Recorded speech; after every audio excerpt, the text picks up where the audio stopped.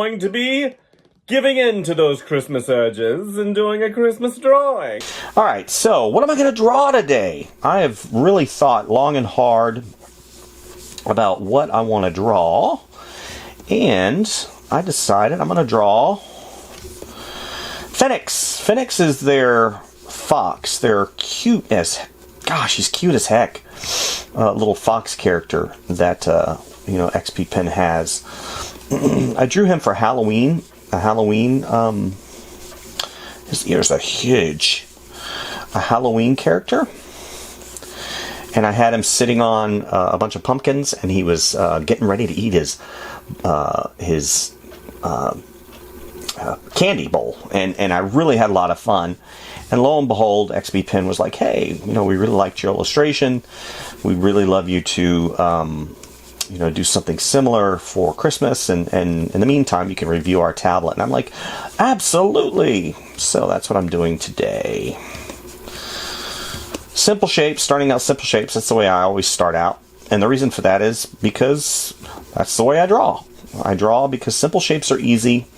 Whenever you look at them and you're going in and you're starting to fix your composition, you're starting to look at exactly what you want to do. Let's make his tail real poofy. I haven't thumbnailed this yet. So what you're seeing is me thinking live. So I want him to get a big ball of lights. Good pressure sensitivity. I'm not feeling any drop off or anything like that, which is good. Today we're working in Photoshop. If you hear the fans come on, it's because, again, this is an older machine using those Intel processors, and it doesn't have anything to do with the tablet. Another thing that I wanted to comment is the color of green is, I don't know what you would call that, kind of a desaturated green. And it is nice. I'm a saturated kind of guy. I like green a lot. And the green is not a forest green, but it's kind of like a pleasant pastel green. And it's rubberized. Everything is rubberized. Here's the glass, and then you come up here and it's rubberized, which gives it a really nice tactile feel. And it's got that really good feeling of quality. Just so you understand where I'm coming from. So, what I'm using for reference, I actually pulled off of the Instagram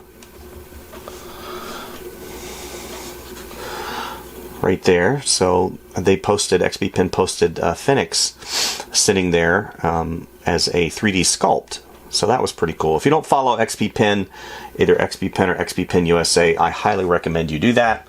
You can see some of their new products, some of their development, and they really respect the artists' community, which is awesome. So now what I'm doing is I'm just going in, I'm defining the character base. I've only drawn Fenix, I think, twice. So big broad shapes. Big broad shapes is where he's at right now. So we're going to have that eyebrow come up. Have that other eyebrow come up. All right. Come here.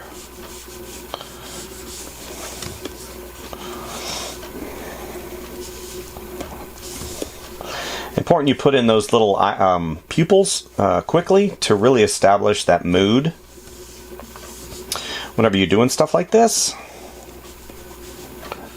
Again, this is just literally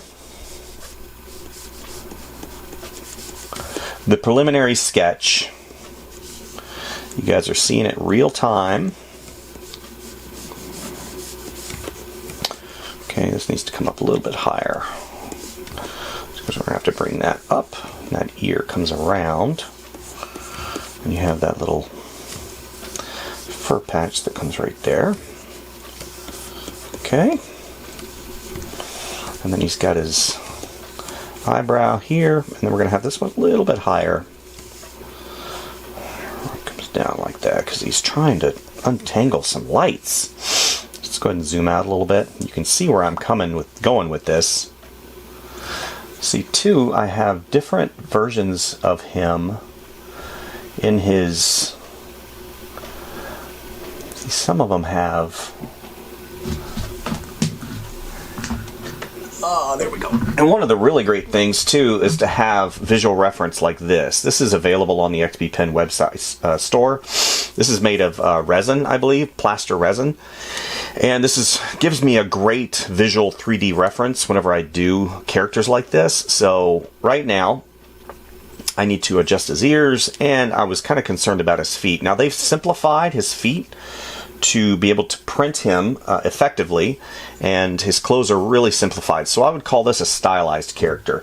Now, I'm going to go a little bit more detailed, and that's actually the character that I used whenever I did the Halloween version. If you haven't seen that Halloween version, definitely I posted it on my channel, so look that up and watch that. It's so much fun to do. Alright, so now he has a little hair pat. Now, interestingly enough, it seems there's different versions. Some of them have this little hair patch right here, which I like, and I'm probably going to put a hat on him, but not right now. Actually, let me see what I can do here. Let's see if we can't put a little hat on him, like he's a little elf.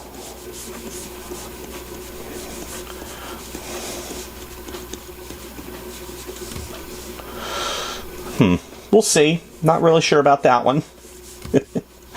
That happens sometimes, right? That happens. Get a little bit of hesitation with this.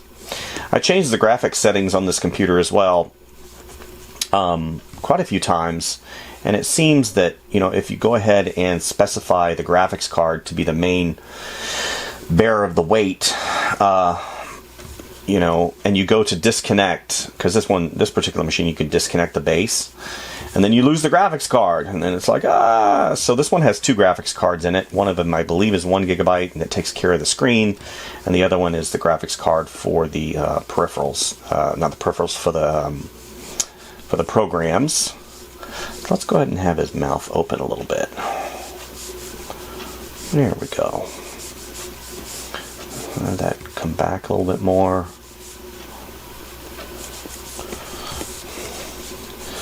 Here's his nose. Okay. So what are we going to have him dressed in? I love Christmas sweaters, so let's do a Christmas sweater.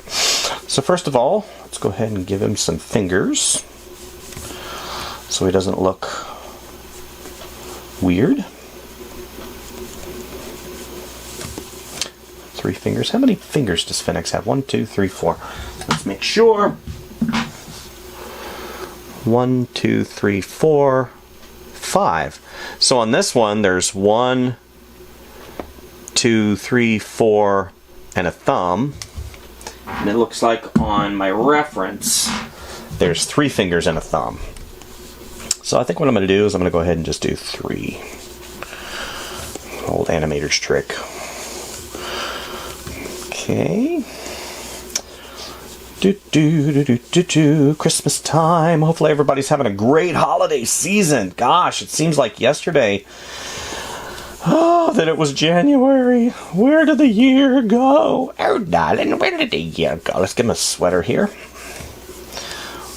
He's been eating lots of turkey. It may seem convoluted and busy,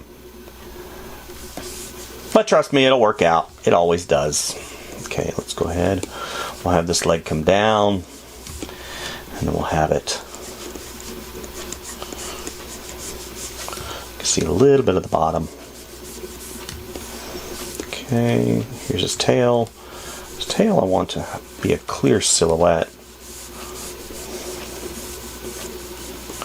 Maybe it wraps around a little bit. Like so.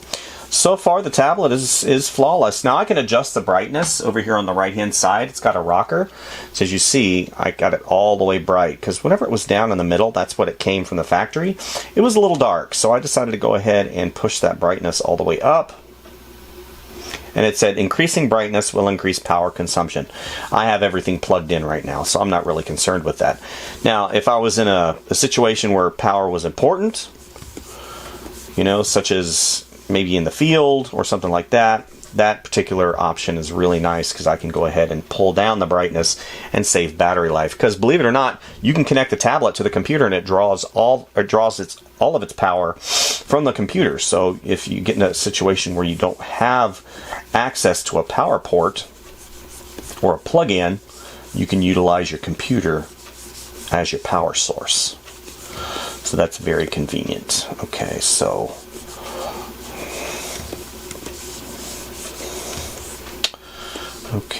let's do this other hand right here.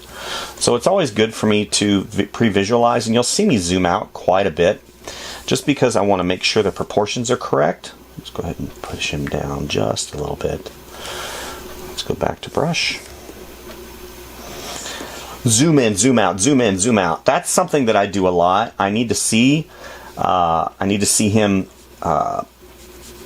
in context, in composition, how he looks, make sure all the proportions are right. So let's go ahead and go up, and here's his thumb. A little anthropomorphic, so he's got some human characteristics, but he's a fox. So I want that sweater. Here's his arm. It's kind of coming towards you just slightly. So it is slightly foreshortened. So I'm going to have that come up. Maybe here's the neck of his sweater. And come here. He's a little chunky. So let's go ahead and have that come down. Again, you know, being able to switch on the fly with this button right here that's programmed in is nice. Okay. Shoulders. Here's his neck. Comes up. And I want that sweater. See, the thing is his neck is partially hidden because his head is tilted towards me and angled. So his neck, even though hidden, I still have to give some kind of an indication that something's there. Let's go ahead and round these out.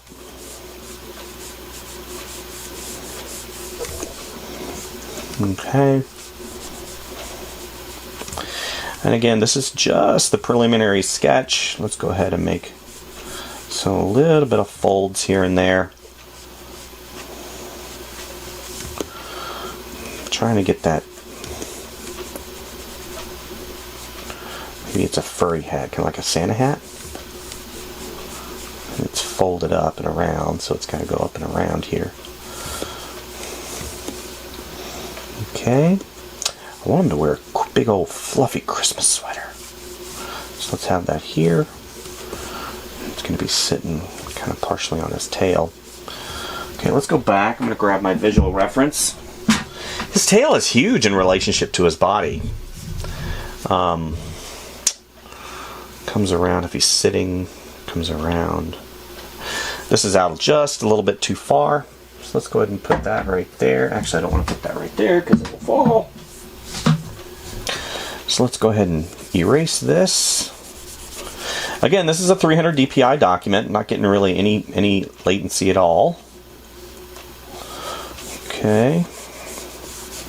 There we go. So now we're going to beef up that volume just slightly, kind of curved around.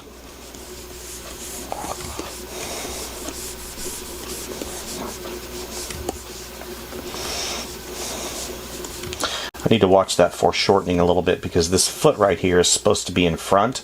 So this is probably a wee bit too big.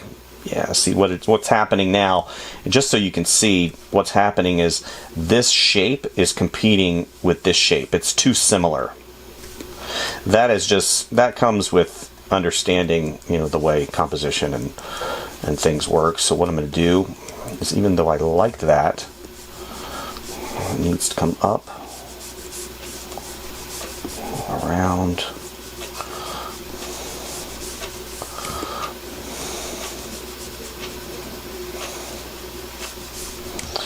I'm still not feeling that. Let's go ahead. Let's find the natural arc of the back. Natural arc of the back. This is where his tail starts. There we go.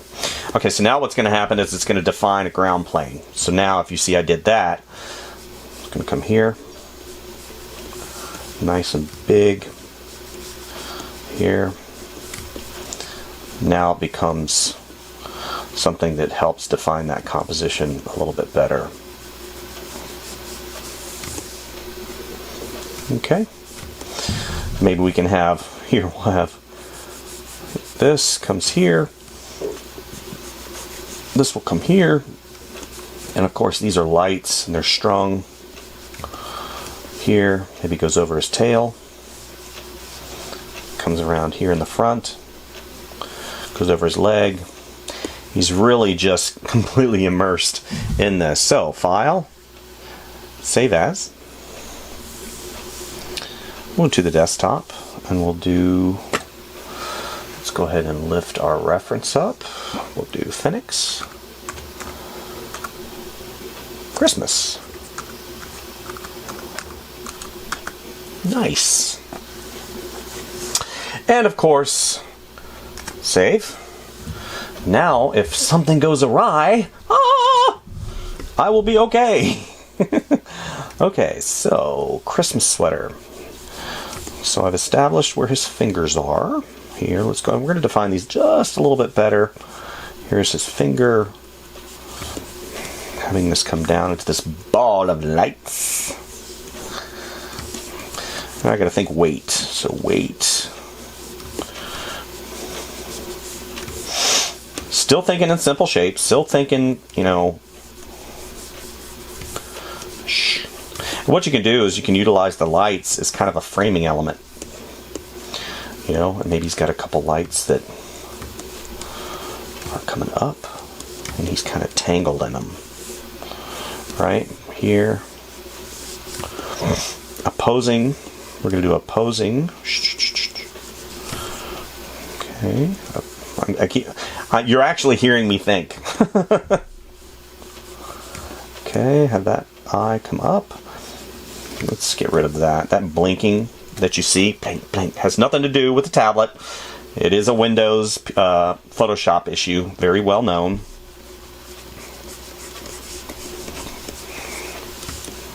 Has nothing to do with the XP Pen tablet.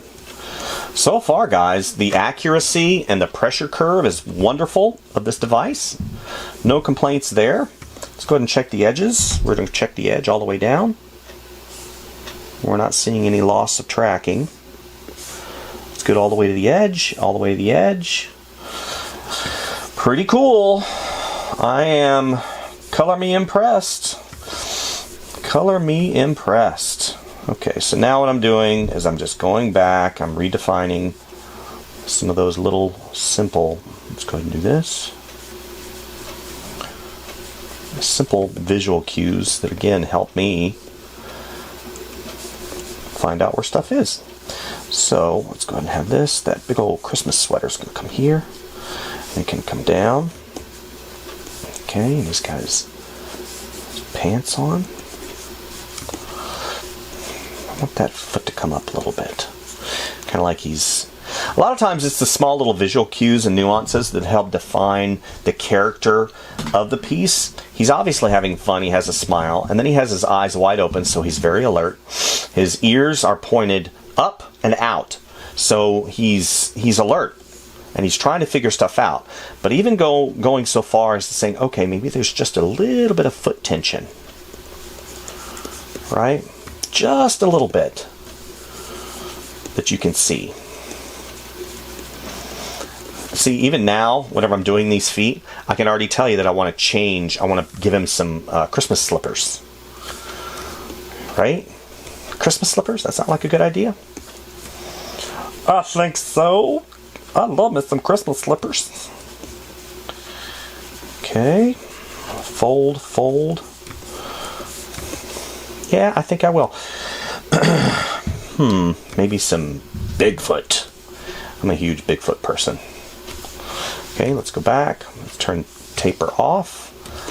Okay, now we're going to get into a little bit of the shadowing. Again, tilt. Tilt is an option. I believe it has 60 degrees of tilt. So let's go ahead to Shape Dynamics. We're going to turn tilt on. Pen tilt. Now you see this little, I don't know if you can see it, it's a little triangle. That indicates that it does not have tilt. But whenever you put it in, it does. You can see the brush turn. I think that's a Photoshop flaw. Because you can see whenever I turn the brush, it actually turns. Let's make it bigger so you can see.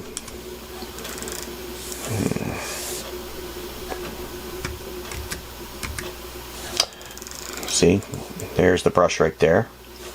And every time I turn it, it follows that tilt quotient. So let's do just some simple little render shading. Not rendering, again, light source, defining some of the silhouette, better understanding exactly who this character is.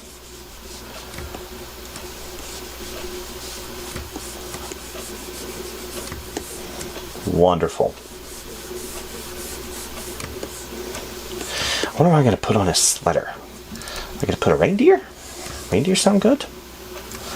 So let's go ahead. We'll just put an indication of the reindeer in. It's going to be very simple. Again, simple shapes. Simple shapes. It's going to be simple shapes. It's going to be so good. Simple shapes are so good. Yeah. And then you got new artistic term for you guys. It's called the sound.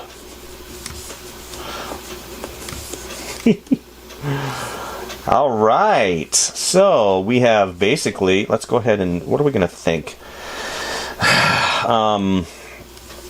Man, just a simple background element to help frame him a little bit better. He's got these lights. Got that big old Christmas sweater. He's been eating a lot of turkeys. He likes turkey sandwiches. Okay, let's go ahead and make this a little bit larger. Big. Now, this is a huge brush, and kudos to this old machine. This is probably a 2016, 2017 machine. So, little bit, when the brush is that big, it has a hard time rendering the texture.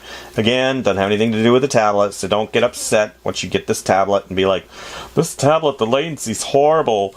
What kind of computer are you working on? I don't know, it's like 15 years old, it's running Windows 8, it's got a 200K, or, 5 megabyte video card. Yeah, I don't think that's gonna work there, buddy. Okay, let's go back. Now, let's do a little pressure test. So, oh man, the pressure is wonderful. I'm just barely allowing the pen to get on the surface. Really good curve, and then super dark. And then we're going to go back. Back. Lifting, nothing. Yeah, that's as close as you're going to get to a real pencil, my friend. Okay, so lots of lights.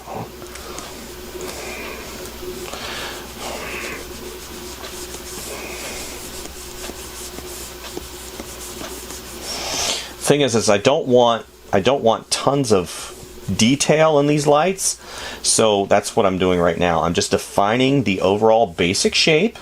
That's all I'm doing, basic shape. Moving on to now on model. I want to be on model with Fenix. So what I'm going to do is, in this moment, let's go ahead and hit save. Save. File. Save. See, I've pre-programmed the save button right here. So every time I hit this, it saves. This is the full screen. Boom. Boom. This is the space bar. This is the space bar and the option key or alt key, which causes it to zoom in and out. So all of these little details help add to the workflow. Oh gosh. Okay, so, and I've also got the scroll wheel to enlarge and shrink my brush currently with tilt on. Okay, so this is the basics of the illustration. So this took roughly about 30 minutes to do with narration. So what I'm going to do now is I'm going to go ahead and put you guys on time lapse so you can see the refinement. And once I get that ink in, then we'll come back and we'll talk about the process of ink inking this fun Christmas illustration with review of the Artist 12 2nd Gen from XP Pen. So, enjoy the process. And a process it is indeed.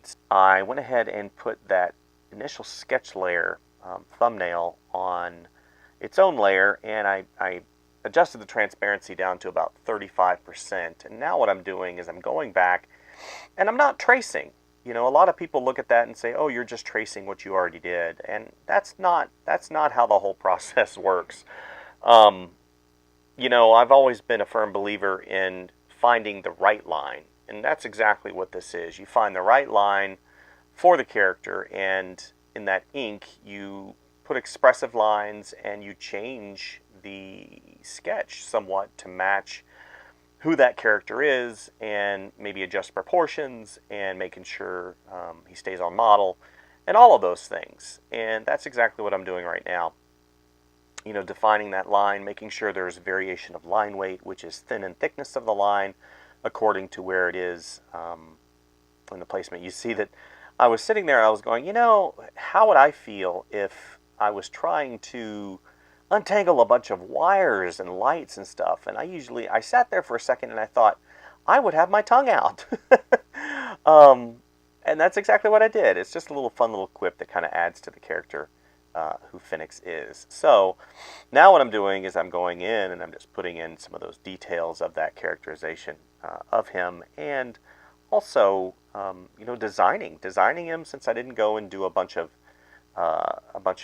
character studies. I have to kind of do things on the fly.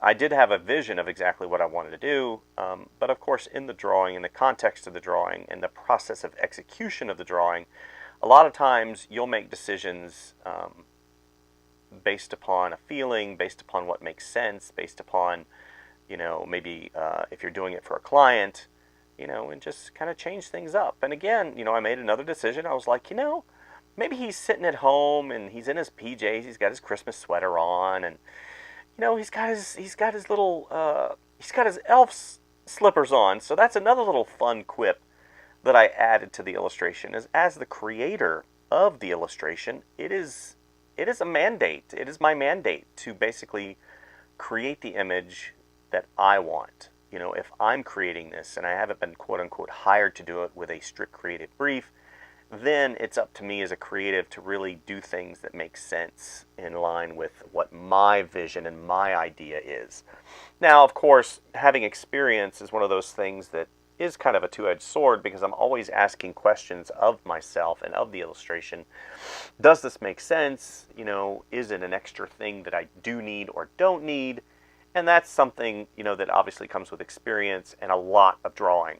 And gosh, sometimes it's hard to explain to students and to people that, you know, maybe the layman that doesn't understand the drawing process. But you as a creator, as an illustrator, an artist, a graphic artist, a 3D person, you're there to tell a story, a visual story. And you should always be asking questions of yourself and of the character. And sometimes the character will reveal the answers to you, and other times, you know, you have to get up and walk away and think about it, and then that solution for that visual problem will come to you. And as you see, I'm just going around and adding things and subtracting things, and I'm trying to keep the lights very simple, because you see there's a lot of them. I don't want to get bogged down in the mire and illustrating, you know, all the highlights and everything on the lights, because that's not really the focus of the piece. It's really his face. So let's go ahead. I'm gonna go ahead and put you on a little stroll music time lapse. So enjoy.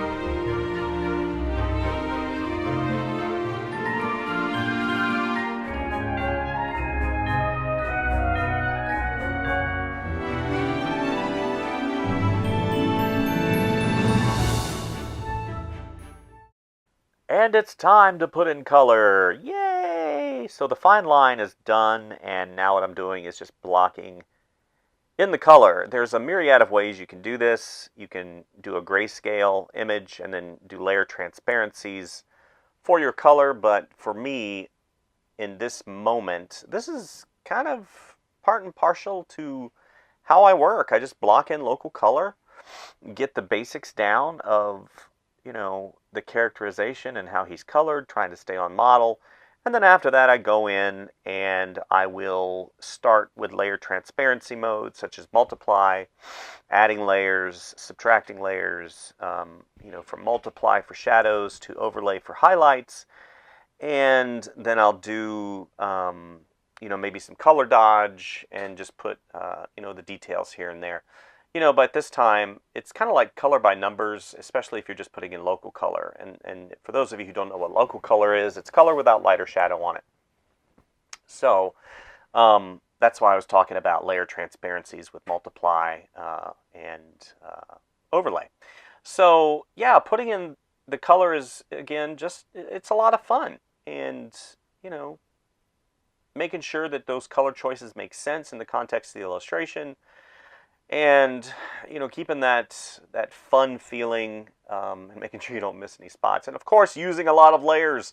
That's important that I think a lot of people, artists, don't really... of course, it depends on how you work. I work in layers because I'm used to working for people that want to make changes and change their minds. And if everything's on one layer, then it makes it a little bit harder to change color, especially if it's a painted image. So, that being said, let's go ahead and turn back on the Christmas music, grab yourself a hot chocolate, and enjoy the show.